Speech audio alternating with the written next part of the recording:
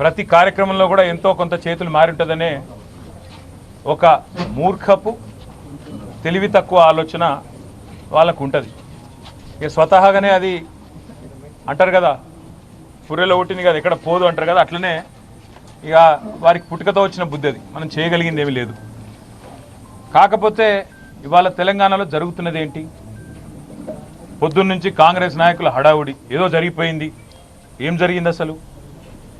ఒక భారత పౌరుడిగా, రాజ్యాంగాన్ని గౌరవించే పౌరుడిగా, చట్టాన్ని గౌరవించే పౌరుడిగా నా మీద పెట్టిన కేసు అక్రమ కేసు, పొలిటికలీ మోటివేటెడ్ కేసు, అందులో ఏమీ లేని లొట్టపీస్ కేసు. కానీ ఏదో ఒకటైనా సరే అతికిచ్చి, ఏదో ఒకటి చేసి బట్టగాల్చి మీదేసి ఏదో జరిగింది అని చూపెట్టే ప్రయత్నంలో పెడుతున్న కక్ష సాధింపు కేసు అని తెలిసినా ఏసీబీ విచారణకు పిలిస్తే గౌరవించి నిన్న పొద్దున 10 గంటలకు నేను పోయినా.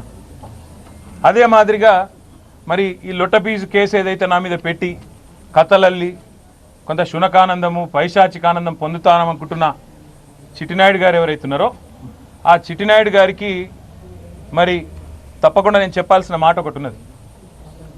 ఖచ్చితంగా భారత పౌరుడిగా, చట్టాన్ని రాజ్యాంగాన్ని గౌరవించే పౌరుడిగా నువ్వు అక్రమ కేసును నీ అధికారాన్ని అడ్డం పెట్టుకుని నా మీద పెడితే, ఇష్టం వచ్చినట్టు బురద చల్లితే తప్పకుండా రాజ్యాంగపరంగా, న్యాయపరంగా నాకున్న ప్రతి హక్కును వినియోగించుకోవాల్సిన బాధ్యత నా మీద ఉంటుంది.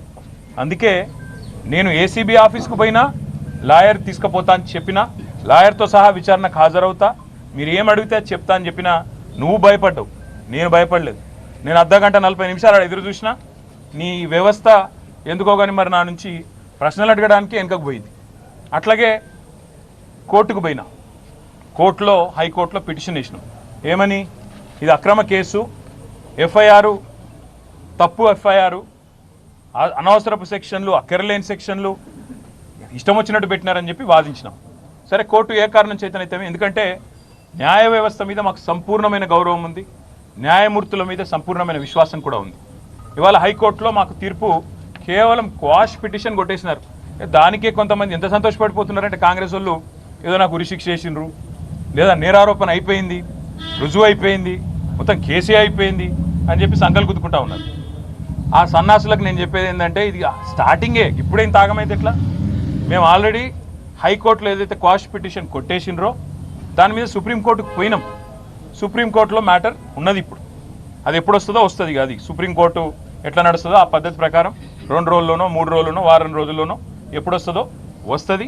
అక్కడ కూడా న్యాయ పోరాటం చేస్తాం.